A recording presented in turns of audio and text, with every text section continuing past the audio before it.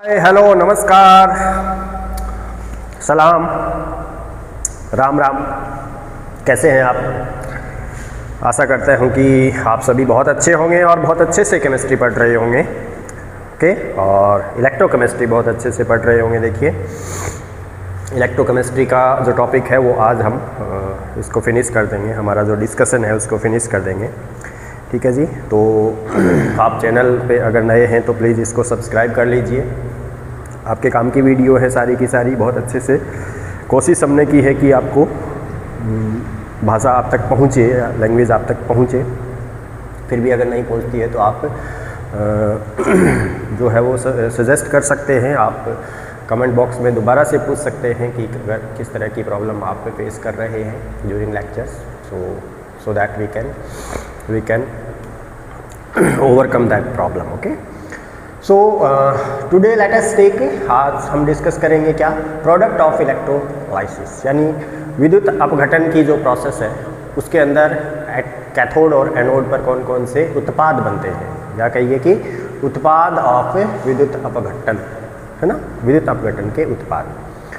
तो विद्युत अपघटन के उत्पाद के लिए देखिए, जैसा हमने इलेक्ट्रोलाइसिस क्या है, विद्युत अपघटन क्या है, इस बारे में हमने डिस्कशन किया था। और जो प्रोसेस है विद्युत अपघटन की, उसको हम, जो हमारी आयनीकरण थ्योरी है, आयनीकरण की जो अवधारणा है, उसके द्वारा हम इसको थोड़ा समझने की कोशिश करते हैं कि जब भी कोई इलेक्ट्रोलाइट विद्युत अपघट्य है, उसकी पिघली हुई अवस्था में अथवा उसके जलीय विलयन के रूप में लिया जाता है, तो उसका जो आयनीकरण है ना, वो संभव होता है। जब आपने एक इलेक्ट्रोलाइट का, एक विद्युत अपघट्य का, या तो उसको पिघली हुई अवस्था में लिया, यानी उसको हाई टेम्परेचर पे पिघला दिया आपने, या उसका आपने सॉल्यूशन बना लिया जल के अंदर, तो उसका क्या होता है, आयनीकरण होता है। आयनीकरण का मतलब वो कैटायन यानी धनायन और ऋणायन में विभक्त होता है। ठीक है जी। और अब जब इलेक्ट्रिसिटी प्रवाहित की जाती है, विद्युत धारा प्रवाहित की जाती है, या यूँ कहिए कि वोल्टेज प्रवाहित की जाती है डायरेक्ट करंट के माध्यम से, तो क्या होती है, हमारी इलेक्ट्रोलाइसिस की प्रोसेस होती है ना। होता क्या है फिर, जो हमारा धनायन बना है ना, वो धनायन हमारे कैथोड की तरफ कहाँ जाएगा भाई, कैथोड की तरफ जाएगा। यानी कैट से कैटायन और कैट से कैथोड, ध्यान रखिएगा, कैट से कैटायन, इसीलिए कैथोड बना है ना, कैटायन वहाँ पे जा रहा है तो कैथोड बना। तो और जो हमारा एनायन है वो कहाँ जाएगा, यानी ऋणायन जो है वो एनोड पे जाता है।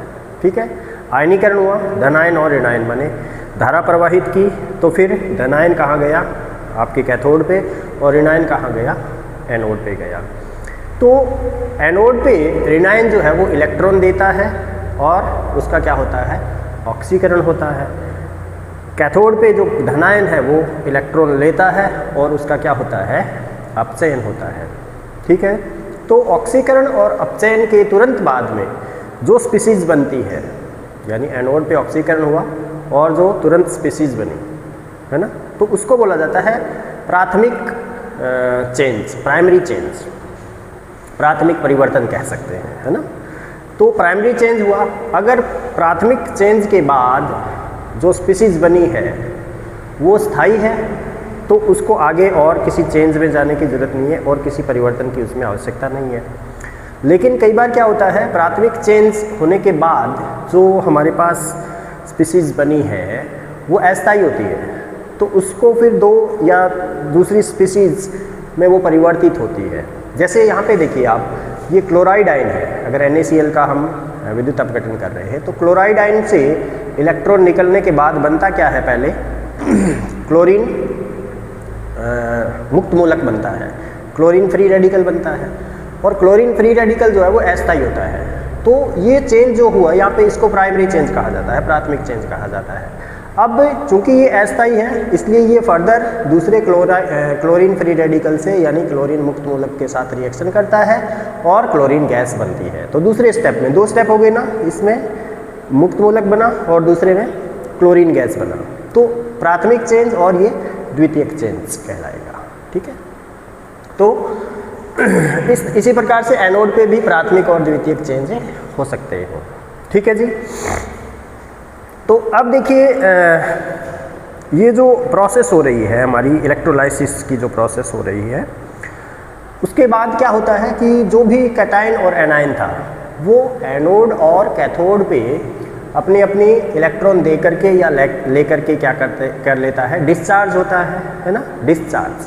ठीक है, तो डिस्चार्ज होने की जो प्रक्रिया है वो निर्भर करती है कि उस आयन का डिस्चार्ज पोटेंशियल, यानी उसको बोलते हैं कि डिस्चार्ज विभव कितना है। ठीक है, उस बात पे वो निर्भर करेगा। अगर एक से ज़्यादा आयन है मान लीजिए किसी भी विलयन के अंदर, तो कौन सा आयन पहले एनोड या कैथोड पे जाए, ये इस बात पे निर्भर करेगा कि उन आयन में से डिस्चार्ज पोटेंशियल किसका कम है। जिसका डिस्चार्ज पोटेंशियल कम होगा वो पहले डिस्चार्ज होगा। ठीक है जी, यानी न्यूट्रल स्पीशीज बन जाएगी, उदासीन स्पीशीज, जैसे ये फ्री रेडिकल उदासीन है ये। ठीक है भाई, तो इलेक्ट्रोलाइसिस की जो प्रोसेस है उसकी जो क्रियाविधि है, वो जो प्रोडक्ट इलेक्ट्रोलाइसिस के द्वारा बनते हैं वो कई बातों पे निर्भर करते हैं। एक्चुअली कौन कौन सी वो बातें हैं जो हमें ध्यान में रखनी चाहिए। तो सबसे पहला तो है कि इलेक्ट्रोलाइसिस के जो प्रोडक्ट है वो इस बात पे निर्भर करेंगे कि हमने इलेक्ट्रोलाइट उसकी पिघली हुई अवस्था में लिया है या उसका विलयन बनाया है। अगर पिघली हुई अवस्था में लिया है तो जो हमारे इलेक्ट्रोलाइट के अंदर आयन है ना, जो इलेक्ट्रोलाइट के अंदर आयन है उन्हीं आयन के अकॉर्डिंग हमारे प्रोडक्ट बनेंगे एनोड और कैथोड पे, यानी और कोई दूसरा प्रोडक्ट वहाँ से नहीं बनेगा। जो जैसे NaCl से यहाँ पे क्लोरीन गैस और सोडियम धातु ही बनेगा और कुछ नहीं बनेगा। अगर हमने NaCl को पिघली हुई अवस्था के अंदर विद्युत अपघटन किया है तो अगर उसी NaCl को हम जलीय विलयन बनाकर लेते हैं, ठीक है, अगर हम जलीय विलयन बनाते हैं तो प्रोडक्ट एनोड और कैथोड पे अलग अलग हो सकते हैं, दूसरे हो सकते हैं। तो ये निर्भर करेगा एक तो कि मॉल्टन लिया है या उसका विलयन लिया है। दूसरी बात जो प्रभावित करती है प्रोडक्ट को जो विद्युत अपघटन से बनते हैं उनको, वो है कि आपने जो इलेक्ट्रोड लिए हैं, है ना, कि क्योंकि इलेक्ट्रोलाइसिस में क्या लेते हैं हम, एक इलेक्ट्रोलाइटिक सेल लेते हैं और इलेक्ट्रोलाइटिक सेल के अंदर 2 इलेक्ट्रोड होते हैं, हाँ या ना, हाँ। तो वो 2 इलेक्ट्रोड आपने किस तरह के लिए हैं, किस तरह के लेने का मतलब वो दोनों इलेक्ट्रॉन रिएक्टिव इलेक्ट्रोड हैं या इनर्ट इलेक्ट्रोड है। रिएक्टिव इलेक्ट्रोड का मतलब इलेक्ट्रोड स्वयं इलेक्ट्रोड रिएक्शन में भाग लेता है। इनर्ट इलेक्ट्रोड का मतलब वो इलेक्ट्रोड रिएक्शन के अंदर भाग नहीं लेता है, वो सिर्फ इलेक्ट्रॉन देने या लेने का माध्यम बनता है। वो एक सिंक की तरह काम करता है ना, सोर्स की तरह काम करता है। तो इलेक्ट्रोड कैसा लिया है ये प्रभावित करता है किसको, हमारे इलेक्ट्रोलाइसिस के प्रोडक्ट को। बात समझ में आ गई। तीसरी जो बात है जो अफेक्ट करेगी हमारे इलेक्ट्रोड पोटेंशियल ये प्रोडक्ट को, वो ये है कि एक टर्म आता है ओवर पोटेंशियल। कौन सा पोटेंशियल, ओवर पोटेंशियल, यानी अतिरिक्त विभव कह सकते हैं इसको। तो अतिरिक्त विभव का मतलब क्या होता है कि कुछ जो इलेक्ट्रोड पर होने वाली रिएक्शन है वो रिडक्शन पोटेंशियल के हिसाब से या अपचयन विभव के हिसाब से तो वो फिजिबल होती है, यानी उनको होना चाहिए, लेकिन वो क्रिया उतनी स्लो होती है, उतनी धीमी होती है कि उसको फास्ट करने के लिए हमें अतिरिक्त विभव लगाना पड़ता है। ओके, क्या लगाना पड़ता है, अतिरिक्त विभव लगाना पड़ता है। तो उसको बोला जाता है फिर ओवर पोटेंशियल। अगर अतिरिक्त विभव लगाएंगे तो वो रिएक्शन होगी, यानी प्रोडक्ट बनेगा उसके अनुसार। अगर नहीं देंगे तो नहीं बनेगा। जैसे यहाँ पे ये है ये वाली रिएक्शन कि क्लोराइड आयन ऑक्सीडाइज होकर के क्लोरीन गैस बनाता है और हाइड्रोक्साइड ऑक्सीजन गैस बनाता है। तो अगर हम रिडक्शन पोटेंशियल की वैल्यू देखेंगे, स्टैंडर्ड रिडक्शन पोटेंशियल की, तो अब देखिए इसका कम है, इस रिएक्शन का जो अपचयन विभव है वो कम है, तो इसका मतलब ये आसानी से इलेक्ट्रॉन देना चाहिए, यानी ये रिएक्शन फिजिबल है इसके कंपैरिजन में। लेकिन होती कौन सी है, ये वाली होती है, ये नहीं होती है। क्यों? क्योंकि ये बहुत स्लो होती है और इसको करवाने के लिए ओवर पोटेंशियल लगाना पड़ता है, उसकी आवश्यकता होती है। तो इस वजह से ये प्रोडक्ट नहीं बन रहा है, ये बन रहा है। तो ओवर पोटेंशियल बहुत प्रभावित करता है हमारे किसको, जो हमारे प्रोडक्ट बन रहे हैं, किसके भाई, इलेक्ट्रोलाइसिस के, विद्युत अपघटन के प्रोडक्ट।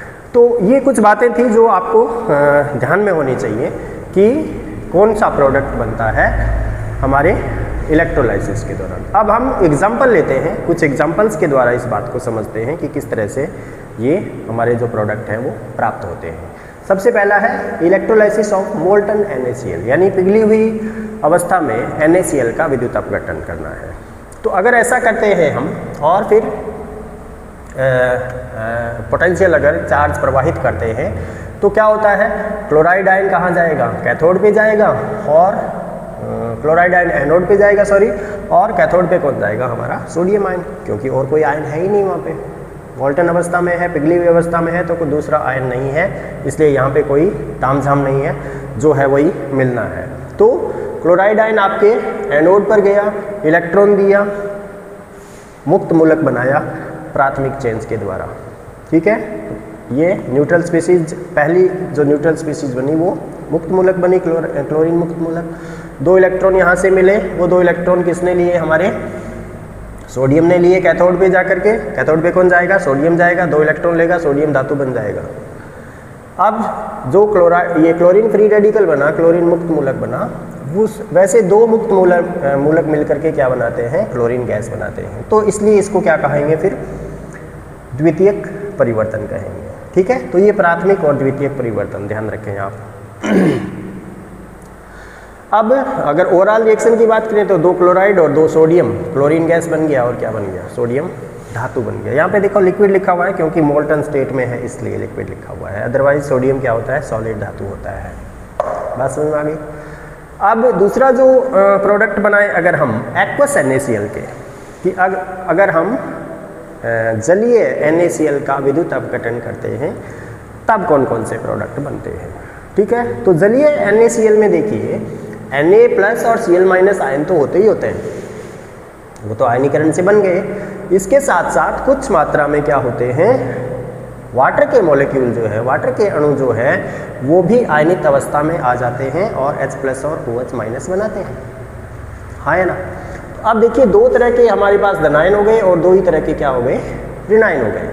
वहाँ तो सीधा साधा केस था मोल्टन के अंदर तो, लेकिन यहाँ पे मामला टाइट हो गया थोड़ा सा। अब एनोड पे देखिए क्लोराइड और हाइड्रोक्साइड के बीच में कंपटीशन चलेगा कि भैया कौन पहले पहुँचे और डिस्चार्ज हो। तो जिसका डिस्चार्ज पोटेंशियल कम वो पहले जाएगा, हाँ है ना। तो देखिए डिस्चार्ज पोटेंशियल और इलेक्ट्रोड पोटेंशियल या रिडक्शन पोटेंशियल 2 अलग अलग चीज़ें हैं, ये बात आप ध्यान रखिएगा, ठीक है। डिस्चार्ज पोटेंशियल कम होता है तो वो पहले डिस्चार्ज होता है, ठीक है। इसको आप कंफ्यूज ना हो कि हम इलेक्ट्रोड पोटेंशियल को ही डिस्चार्ज पोटेंशियल कह रहे हैं, दोनों अलग अलग बातें हैं, ठीक है जी। तो अब ये क्लोरीन गैस बन गई भाई प्राइमरी और द्वितीयक चेंज के द्वारा। इसका अगर E0 सेल की बात करें तो 1.36 वोल्ट है। हाइड्रोक्साइड आयन अगर ऑक्सीडाइज होकर के ऑक्सीजन और वाटर बनाते हैं तो इस सेल का जो E0 सेल बनेगा वो 1.23 वोल्ट बनेगा। इसका मतलब इसका रिडक्शन पोटेंशियल, हाइड्रोक्साइड का जो रिडक्शन पोटेंशियल है ऑक्सीजन में ऑक्सीकृत होने के लिए वो कम है। वो कम है तो मतलब इसको पहले ऑक्सीडाइज होना चाहिए, इसको इलेक्ट्रॉन दे देने चाहिए, यानी ये रिएक्शन फिजिबल है। फिजिबल होने का मतलब इसको होना चाहिए वहाँ पे, लेकिन होती कौन सी है, ये वाली होती है, ये नहीं होती है भाई। क्यों नहीं होती है, क्योंकि हाइड्रोक्साइड से ऑक्सीजन में ऑक्सीडाइज होने के लिए ओवर पोटेंशियल की अतिरिक्त विभव की आवश्यकता होती है जो वहाँ पे उपलब्ध नहीं होता है। इस वजह से क्लोरीन गैस लिबरेट होती है कहाँ पर, एनोड पर। कैथोड पे देखिए, कैथोड पे कौन है, दोनों तरह के आयन है, H+ है और सोडियम आयन है। अब दोनों में यहाँ भी कंपटीशन है कि पहले कौन, तो जिसकी एक्टिविटी ज़्यादा है, जो तेज़ दौड़ेगा वही पहले पहुँचेगा भाई। यहाँ पे हाइड्रोजन पहले पहुँचता है किससे, सोडियम से। क्यों, क्योंकि हाइड्रोजन का रिडक्शन पोटेंशियल 0 होता है, सोडियम का माइनस में होता है, हाँ या ना। सोडियम का होता है -2.71 वोल्ट, हाइड्रोजन का होता है 0, तो बहुत ज़्यादा है हाइड्रोजन का तो पोटेंशियल। तो रिडक्शन पोटेंशियल से भी यहाँ पे ये बात समझ आ सकती है हमारे। दूसरी बात ये भी कह सकते हैं कि हाइड्रोजन का यहाँ पे जो डिस्चार्ज पोटेंशियल है वो कम होता है, इसलिए क्या उसका रिडक्शन पहले होता है और एनोड पे हाइड्रोजन गैस उत्सर्जित होती है। तो देखिए प्रोडक्ट बदल गए, एक्वस NaCl लिया तो, हाँ या ना। हाँ, अब देखिए ये रिएक्शन नहीं होगी, इसका मतलब सॉल्यूशन में देखिए कौन कौन बचे, फिर सोडियम आयन बचे और हाइड्रोक्साइड आयन बचे। इसलिए सोडियम और हाइड्रोक्साइड आयन मिलकर के क्या बनाएंगे, NaOH बनाएंगे। NaOH बनाएंगे तो विलेन क्या हो जाएगा, क्षारीय हो जाएगा, एल्किलाइन हो जाएगा, बेसिक हो जाएगा कि नहीं हो जाएगा। तो इसकी pH कैसे आनी चाहिए, 7 से ज़्यादा आनी चाहिए, होता भी ऐसा ही है। और समय के साथ साथ इसकी pH बढ़ती चली जाती है, क्योंकि इसकी क्षारीयता बढ़ती चली जाती है, NaOH की मात्रा बढ़ती चली जाती है। एग्ज़ाम में पूछा जाता है ये सवाल कॉम्पिटिटिव के अंदर, ठीक है। तो एक्वस NaCl के ये प्रोडक्ट बनते हैं भाई। अब अगर बात करें कॉपर सल्फेट के प्रोडक्ट की, तो कॉपर सल्फेट के अंदर दो तरह के प्रोडक्ट हम स्टडी करते हैं कि एक तो अगर एक्वस कॉपर सल्फेट लेकर के इनर्ट इलेक्ट्रोड हम यूज करें प्लेटिनम, तो आप ध्यान रखिएगा कि इनर्ट इलेक्ट्रोड लेने पर कॉपर सल्फेट का जलीय विलयन का विद्युत अपघटन करने पर कैथोड पर कॉपर डिपॉजिट होता है। कैथोड पे कौन डिपॉजिट होगा, कॉपर डिपॉजिट होगा, ओके। एनोड पर, अब देखिए एनोड पर क्या है, एनोड के ऊपर एक तो हाइड्रोक्साइड आयन है, जलीय विलीन है तो हाइड्रोक्साइड आयन वहाँ पे मिल जाएगा इस तरह से, और दूसरा कौन है, सल्फेट आयन है। तो हाइड्रोक्साइड और सल्फेट आयन में कंपटीशन होता है, और कॉपर सल्फेट के केस के अंदर वहाँ पे हाइड्रोक्साइड आयन जो है, कौन सा आयन, हाइड्रोक्साइड आयन जो है उसका ऑक्सीडेशन होता है पहले एज कंपेयर टू किस, एज कंपेयर टू हमारा सल्फेट आयन, ठीक है।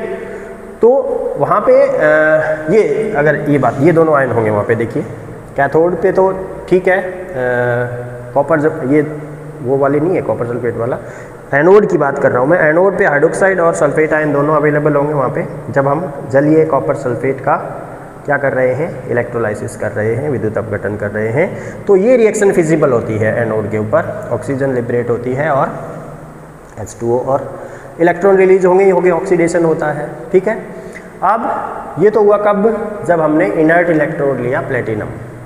अगर हम कॉपर के इलेक्ट्रोड लेते हैं और कॉपर सल्फेट का जो जलीय विलयन है उसका विद्युत अपघटन करते हैं, तो याद रखिएगा एनोड पर फिर ये रिएक्शन नहीं होती है। एनोड पर फिर चूँकि कॉपर का इलेक्ट्रोड आपने लिया है, इसलिए जो कॉपर का एनोड है वो रिएक्शन में टेक पार्ट करता है, उसका ऑक्सीकरण होता है और कॉपर आयन वहाँ पे विलयन में आते हैं। तो एनोड से कॉपर आयन विलयन में आते हैं, और वो कॉपर आयन जो विलयन में पहले से ही थे और आ रहे हैं, वो कैथोड पे जाएंगे, इलेक्ट्रॉन लेंगे और डिपॉजिट होते चले जाएंगे। तो इस तरह से एनोड घुल घुल के आपका कॉपर सल्फेट के विलयन में आता चला जाएगा और वो कैथोड पे जमा होता चला जाएगा।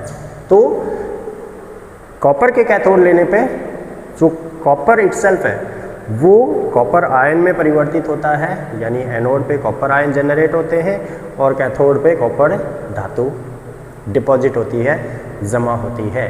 कब, जब हमने कॉपर इलेक्ट्रोड यूज किए हैं जलीय विलयन कॉपर सल्फेट के विद्युत अपघटन में, ठीक है। तो हो गए ना प्रोडक्ट डिफरेंट। देखो इनर्ट इलेक्ट्रोड किया तो ऑक्सीजन लिबरेट हुई एनोड पे, और कॉपर इलेक्ट्रोड यूज किया तो कॉपर आयन घुल घुल करके, और इस तरह से इसी विधि को ध्यान में रखते हुए बहुत सारी जो धातुएं हैं जो लगभग इनर्ट होती हैं और जिनका शुद्धिकरण बड़ा मुश्किल रहता है, उनके लिए ऑक्सीडेंट रिडक्टेंट मिलना बड़ा मुश्किल रहता है, तो ऐसी धातुओं का शुद्धिकरण किया जाता है कि एनोड जो है वो अशुद्ध धातु का बना लिया जाता है, वो डिजोल्व होकर के आता चला जाता है और कैथोड के ऊपर जमा होता चला जाता है।